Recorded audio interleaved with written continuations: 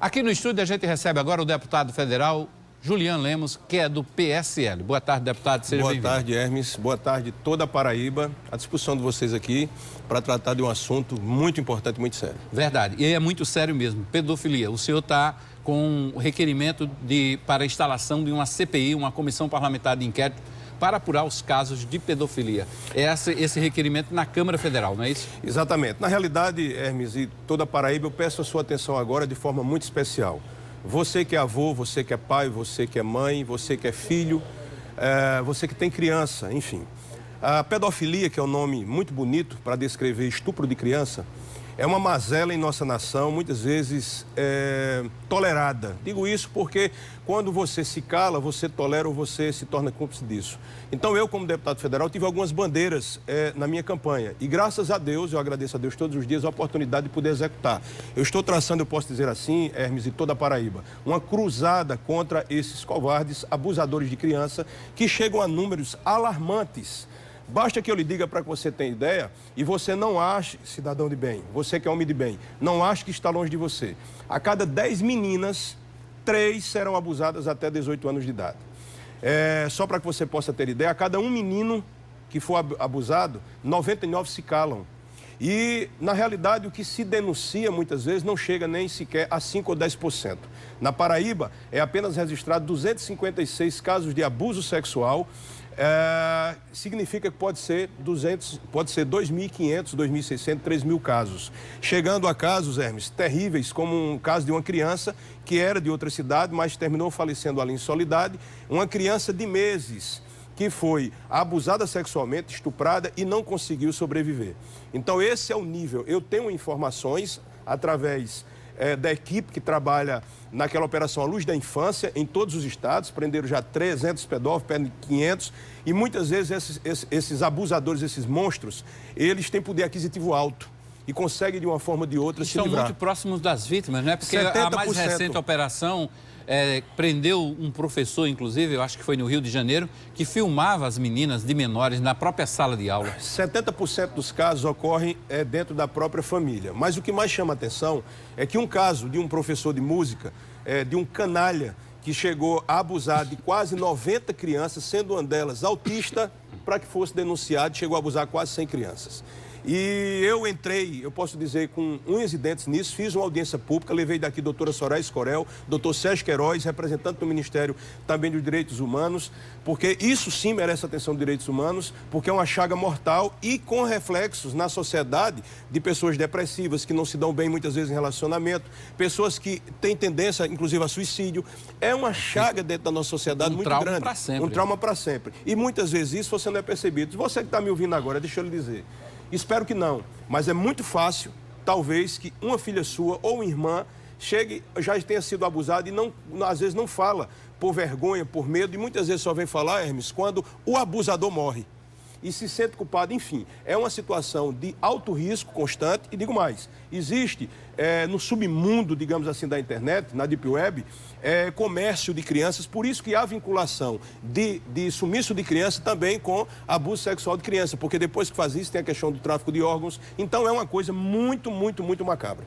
O senhor vai mexer aí num vespeiro. O senhor já tem essas assinaturas necessárias para a instalação da CPI? Eu precisaria de pouco menos de 180, assinaturas 185, eu já tenho mais de 240.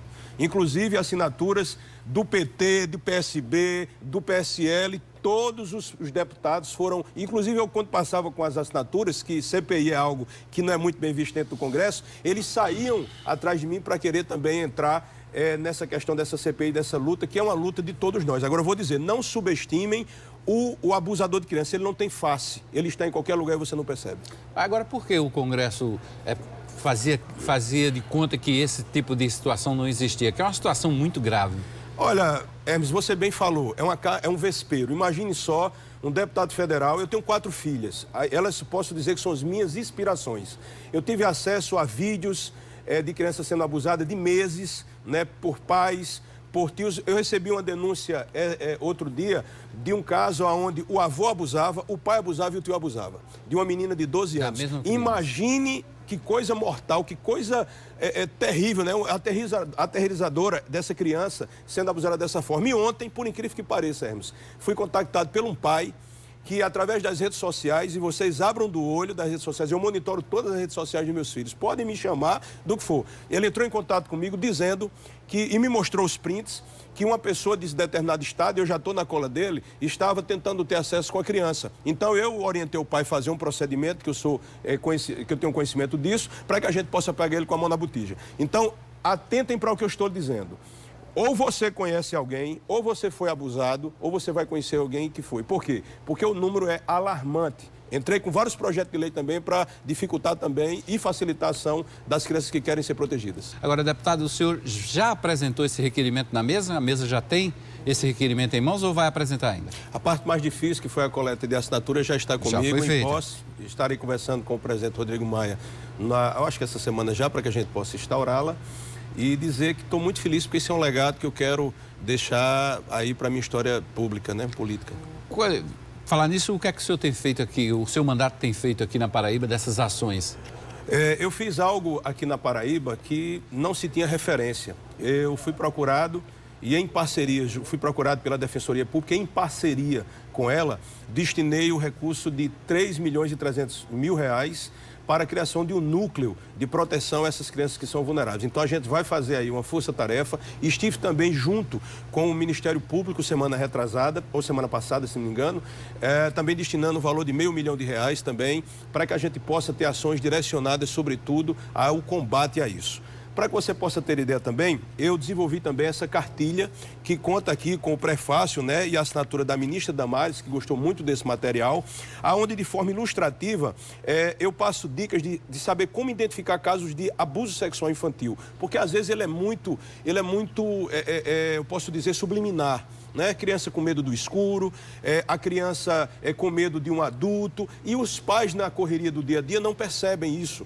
E abuso sexual vai deixando marcas para toda a vida, embora seja feito ali na infância. Eu postei ontem na minha rede social, na Juliana Lemos, deputado federal PB, essa cartilha aqui exatamente, feita exatamente, elaborada por minha equipe, aonde um padrasto estuprou uma criança e ela veio a falecer, é um bebê, né? É um bebê, 1 ano e 8 meses. E por que que isso se tornou praticamente uma prática mortal no Estado brasileiro? Vou aqui dizer um absurdo, que vocês talvez não saibam. Por mais que isso aterrorize, lhe enoje, né, faça seu estômago embrulhar, o Estado brasileiro não tem mecanismos de desestimular isso através de uma estrutura de denúncia. Não tem uma legislação dura? A legislação é dura, mas ineficaz, muitas vezes. Porque daqui que vai pegar, tem que ter uma estrutura diferenciada para que a criança... Por exemplo, eu vou lhe dizer aqui uma coisa. Você denuncia no Disque 100... Ali chega a 25 mil casos. Muitas vezes esses casos não são solucionados e a criança que denunciou fica a mercê do abusador de novo dentro de casa, né? E isso representa apenas 10%. E outra coisa, que é um número absurdo. Nos 3 últimos anos, deram entrada nos hospitais em todo o Brasil 156 mil crianças abusadas. Então, se você parar para refletir que quem procura um hospital sendo criança deve ter sido, muitas vezes chega com dano irreversível e até perde a vida. Eu peço humildemente a meus irmãos paraibanos. Não é uma questão política, é uma questão humanitária, é uma questão de sobrevivência de crianças. Eu estou aqui para lhe ajudar. Como é que eu posso lhe ajudar? O meu Instagram, ele é pessoal, só eu tenho acesso. Como não existe um mecanismo de uma resposta, às vezes, até rápida, você pode procurar a delegacia, o Conselho Tutelar, o Ministério Público, mas eu também estou aqui como uma ferramenta. Entra em contato comigo, avisa com provas cabais, logicamente, do que aconteceu, e eu te garanto que eu vou prestar atenção nesse caso e vou te ajudar. Eu estou fazendo a minha parte no Congresso. Além da questão da CPI, eu desenvolvi um projeto de lei para que fizéssemos um cadastro nacional de abusadores, de estupradores de criança, né? Se é que a Constituição vai permitir, mas eu estou tentando fazer. Também para que os livros didáticos saiam com a descrição do Disque 100, para que a criança tenha acesso e se torne estimulada a denunciar. E você, meu irmão, você que sabe de um caso desse, não se cale. Porque você, quando se cala, estimula esse camarada a mais uma vez abusar de uma. E quando às vezes vai perceber, já passou de 100. Eu estou falando números sérios, Zé. Passou de 100, quando não muito mais. E isso se torna uma prática, porque o que estimula ele é exatamente a impunidade. E esses casos acontecem, não tem faixa etária, não tem faixa financeira, econômica, acontece em todos os níveis da sociedade. Já acontece, como eu falei, as crianças, as meninas de 0 a 18 anos vão sofrer abuso de alguma forma, eu falo isso em torno de 30% da população. Agora, multiplique isso pelo volume. Nós temos aqui praticamente 2 milhões de mulheres aqui na Paraíba e 30% delas ou serão abusadas ou já foram abusadas. Então, o número é altíssimo. Eu estava conversando com a magistrada outro dia e eu falando sobre esse trabalho, ela olhou para mim e disse, eu já fui abusada também. Eu digo, o que é que falta mais?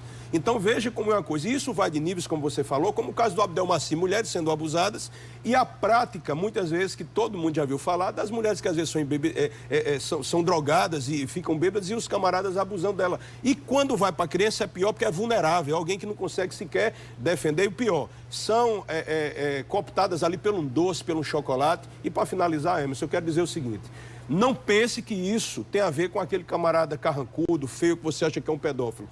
Ele está mais próximo do que você imagina. Ele conta com o afeto da criança, muitas vezes, da confiança, para pegar, eu posso dizer, colocar para fora essa lascívia, essa porcaria que ele tem na mente. E se você não estiver atento, eu tenho casos, Emerson, de registros de crianças sendo abusadas em menos de 10 segundos. Uma mãe está no supermercado, quando dá um vacilo para pegar uma mercadoria, bota sua atenção para o cara passa e ali molesta. Casos aqui em João Pessoa, de uma criança brincando no pátio e de repente foi abusada pelo porteiro em menos de 5 segundos. Então a gente tem que ter muito cuidado com isso. Deputado, nesse terceiro bloco de entrevista, queria alguns temas bem mais políticos da sua atuação. Primeiro, o senhor tem acompanhado essa mobilização de policiais militares, não só aqui na Paraíba, como em outros estados. Como é que o senhor está vendo essa situação se espalhando pelo país? São manifestações e são direitos altamente legítimos que eles buscam. A defasagem salarial dos policiais do Nordeste em relação a outras partes do país é uma coisa, chega a ser uma coisa imoral. No estado da Paraíba, que temos o menor salário da federação, e temos, pasmem vocês, senhores, temos os melhores números, como que chamam, né, a polícia que menos mata. Eu diria que seria a polícia que mais protege. Então, nós somos polícia de primeiro mundo em termos de resultado, porém, recebemos como polícia de terceiro mundo. É uma classe, hoje, classe não, uma categoria de Estado, né, uma carreira de Estado sem prestígio nenhum. Agora, isso não vem de agora, isso vem de anos, praticamente meia geração, há mais de 10 anos, que os policiais da Paraíba têm recebido esse desprestígio, colocado em seu soldo, né, digamos assim que fosse seu salário, o que a gente chama de penduricalhos, que é bolsa de desempenho, vale alimentação, etc., para que não fique um montante que ele tenha direito. O que é que acontece? Quando o policial ele se aposenta, esses penduricalhos saem e ele sai no máximo com 60%, 50% do seu salário. O que é que acontece? Estão buscando melhorias e não é nada, ainda querem continuar com o menor salário do país, porém que sejam incorporados esses penduricalhos no seu salário. Outra coisa, o policial que está na ativa, ele tem, o aposentado tem o mesmo direito porque prestou serviço à sociedade. O que acontece hoje na Paraíba, e eu não quero falar aqui apenas de números não, é uma crueldade com esses homens que nos protegem. E eu digo mais, a segurança pública, ela é um pilar que dá sustentação aos demais. Controla a ordem pública, posso dizer assim, ou estabiliza a ordem pública. E o que é que acontece? O ex-governador, e eu tenho que falar isso aqui, foi extremamente cruel.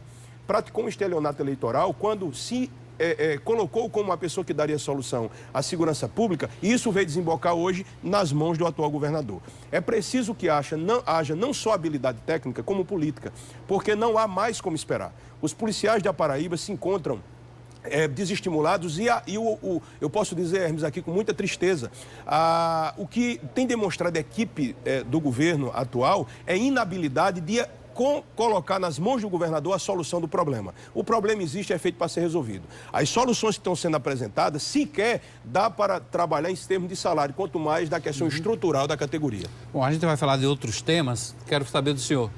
O deputado federal Julian Lemos rompeu com o governo Jair Bolsonaro ou não? Jamais faria isso, porque o que me faz estar alinhado com o governo Jair Bolsonaro é as pautas, não é a pessoa.